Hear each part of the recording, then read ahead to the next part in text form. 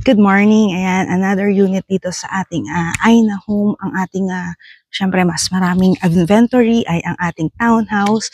At ito yung mid townhouse natin. Mostly kasi ito yung naiwan. Pero if you will look here, yan, ito yung unit natin. So kung may available, mas okay. Pero ito, 48 square meter lot area ang ating sa townhouse sa mid ay may kaya pa ang parking, di ba? So, bakod, ayan.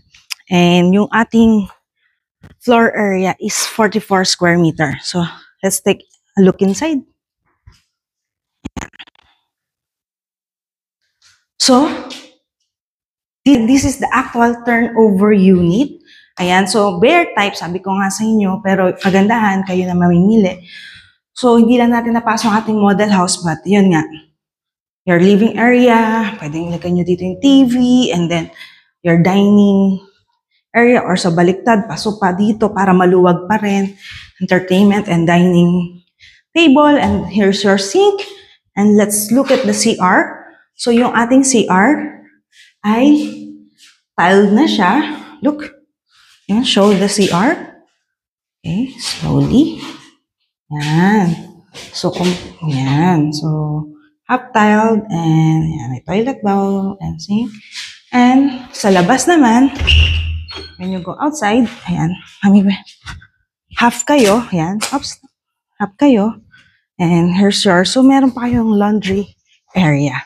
So, we go upstairs, like that, the stairs, and open lang siya.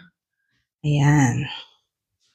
So, kayo na mag-finish, and it's a provision for 2 bedroom. So, 1 CR lang tayo. Okay? Kung marami pa siyang binibuild and in-open na places. Why? Kasi good location. Nalapit niya sa NLEX Tabang exit. And yung ginagawang international airport, ilang minutes from here. So, medyo malapit-lapit na compare sa ibang lugar ng Bulacan.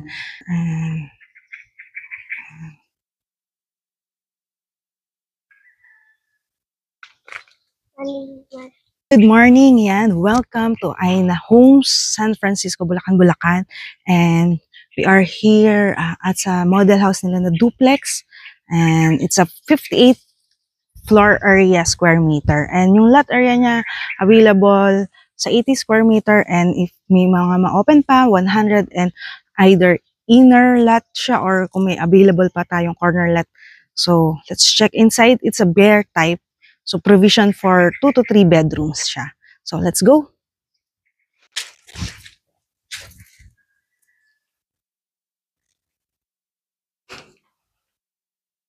Ayan, this will be your living area.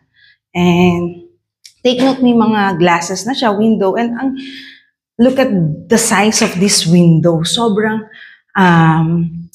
what you call this, natural light yung papasok. Ayan. And then, here can be your dining area. And let's look around. Let's look around. Yeah, let's look around. Look around here. Look around. This will be your kitchen. Ayan. Sige, kitchen. Ayan. O, diba? So, hindi lang tapos tong napasok nating unit, pero magkakaroon ng mga outlet and the CR. Yeah, may CR na dito sa ground floor. May tile siya half. Ayan. Tapos may toilet and bath. Toilet and bath, and yung toilet sink natin. And so, yun. So, let's check upstairs. So, yan. Okay. Come upstairs. Look around. Look around. Oops. Yan. So, may side window kayo. And doon.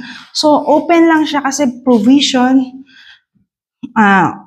by 3 kung maniniwala kayo, pero yun, kaya siya. And, yan. Stay there. Look at mommy. Ayan. So, I don't know kung sino gagawa ng architect nyo, pero yun nga, kaya siya. And, kagandahan dito, you have a big CR sa second floor na pwedeng i-share bathroom.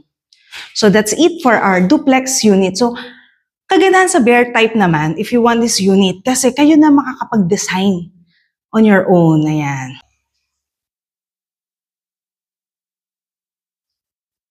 nyo ay hati sila kasi nga duplex. Ayan, hati kayo dyan. May line naman siya. So, you can use it at laundry area. So, even yung inner unit ay may lot pa rin kayong available on the side. Even an inner unit. So, you can maximize it by extending and all you want. Okay.